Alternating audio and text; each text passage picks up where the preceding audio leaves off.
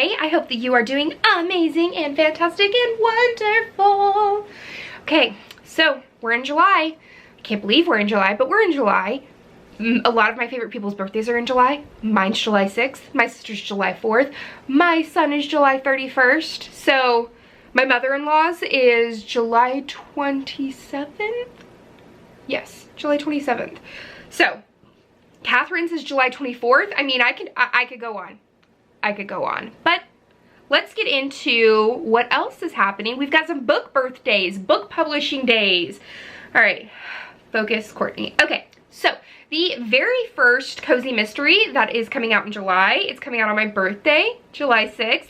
This is the Moonshine Shack Murder. This is a Southern homebrew mystery series by Diane Kelly. That cover, freaking adorable. I love it. It says, the Hayes family has made moonshine in Chattanooga since the days of Prohibition.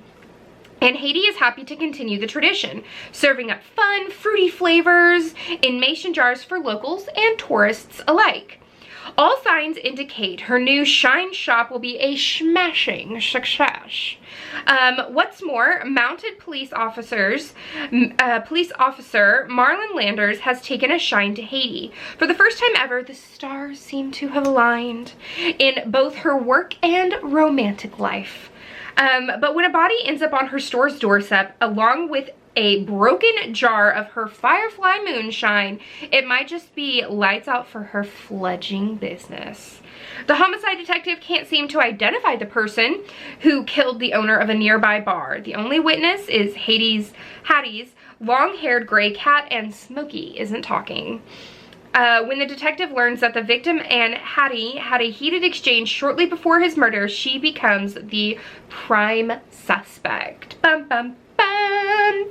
You know, I have like this really bad tendency to crave whatever it is that like the protagonist does or eats or whatever. Please don't tell me that I'm gonna be like all over the moonshine, all over it.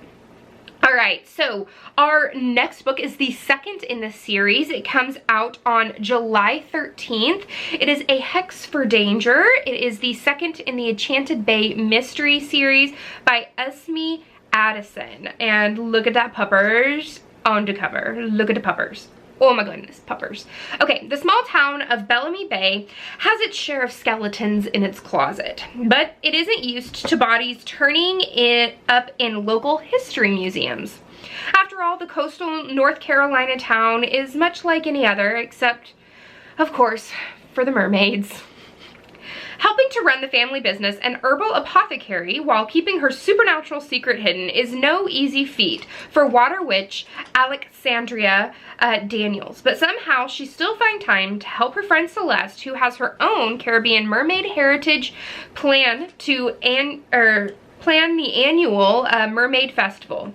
As fun seekers throng the beaches, Alex gets to know and is intrigued by the renowned artist Nev Ryland, who's in town to decorate the local park with a mermaid-themed mural. Celeste, however, is less enamored with the artist, as Nev has been spending entirely too much one-on-one time with her boyfriend, Jasper, director of Bellamy Bay's History Museum. Then a reception for Nev ends abruptly when the artist is found dead in the office. Guys, there's mermaids in here. I didn't even know that like a mermaid cozy existed. That's a summer read for you, if I ever heard of one. All right, the next one comes out on July 27th, and it is Two Wicked Desserts. This is the second book in the Kitchen Witch mystery series by Lynn Cahoon, and the cover just screams fall. It's like a gajillion degrees outside with like the highest humidity possible here in Oklahoma, so I would love fall weather right about now. Magic Springs, Idaho may be a small town, but Mia Malone is living an enchanted life running her own catering business and cooking school. And while she's teaching the locals culinary craft, her grandmother is teaching her witchcraft. For the day she inherits the family magical spells that have been passed down for generations. Unfortunately, all that knowledge is not helping Mia or her grandmother in removing the spirit of warlock Dorian Alexander from Mia's cat, Mr. Darcy. But even though Dorian hasn't yet left this earthly plane, his spells have already been transferred to his daughter, Cindy's grimoire. An actress looking for her big Hollywood break, Cindy is hoping there's something in her father's bag of tricks to make her a star. But playing with magic has only resulted in a trip to Idaho, where Cindy finds herself the #1 suspect in the murder of a hitman whose body was found in the garden of Mia's morsels. Now it's up to Mia to conjure up a killer before everything she's worked so hard for vanishes with a poof. I love magical cozies. They just make my heart happy. The next book I have also comes out July 27th and is the second book in the series. This is A Time to Swill. This is a Chloe Jackson Sea Glass Saloon mystery series by Sherry Harris. It looks adorable. I mean, I'm always down for some skeletons. Chloe loves her new life pouring beers and mixing cocktails at the Sea Glass Saloon in the Florida panhandle town of Emerald Cove. But on the job, the only exercise she gets is walking from one end of the bar to the other. So in the morning, she loves to run on the beach. On this morning's foggy run, she spots a sailboat washed up on the sandbar. Hearing a cry, she climbs aboard the beached vessel to investigate and finds not only a mewling kitten, but a human skeleton in the cabin. The skeleton is tied back to Chloe's friend Ralph, whose wife disappeared on a sailboat with 3 other people 12 years ago. Believing his wife was lost at sea, Ralph remarried. Now he finds himself a murder suspect. Chloe is determined to find who's been up to some skullduggery? I've never heard of that word before. But her sleuthing will lead her into some rough waters and some bone-chilling revelations. Well, that was horrible. Ignore me. All right, last but certainly not least is Murder in Connemara. I think that's how you say it. This is book number 2 in a Home to Ireland mystery series by Carolyn O'Connor.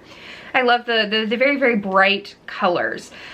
Former New Yorker and interior designer Tara Meehan is eagerly anticipating the grand opening of her architectural salvage shop renewals in her newly adopted home of Galloway.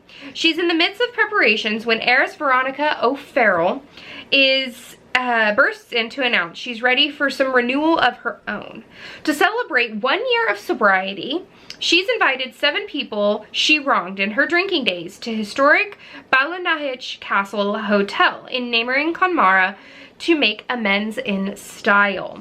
But perhaps one among them is not so eager to pardon her past misdeeds. Veronica is found lying in ruins of a manor house, Clifton Castle, with an antique Tara brooch buried in her heart. The same brooch Tara Meehan admired in the shop the day before, posting a photo with the caption, #KillerBrooch. Now she's a prime suspect along with Veronica's guests, all of whom had motives to stab the heiress. It's up to Tara to pin down the guilty party. So those are the 5 books that I'm excited that are coming out in July. I also read Mocha She Wrote by Ellie Alexander, which is book 13 in the Bake Shop Mystery series, and I absolutely loved it. It was freaking fantastic. 5 out of 5 stars. We're following Andy, her barista at Tort. He is going on a competition, a barista competition for the West Coast, and if he wins, then he goes to nationals. But there is a very Simon Powell kind of judge who's mean and horrible and ends up dying. We've got our main character, Jules Capshaw, trying to clear her barista's name. And it was so good. We have Lance, we have Carlos. Like, I loved it. It was absolutely fantastic. But that's the end of this chapter of Courtagonist. Please give this video a thumbs up and subscribe if you haven't already. And until next time, guys, happy reading. Bye.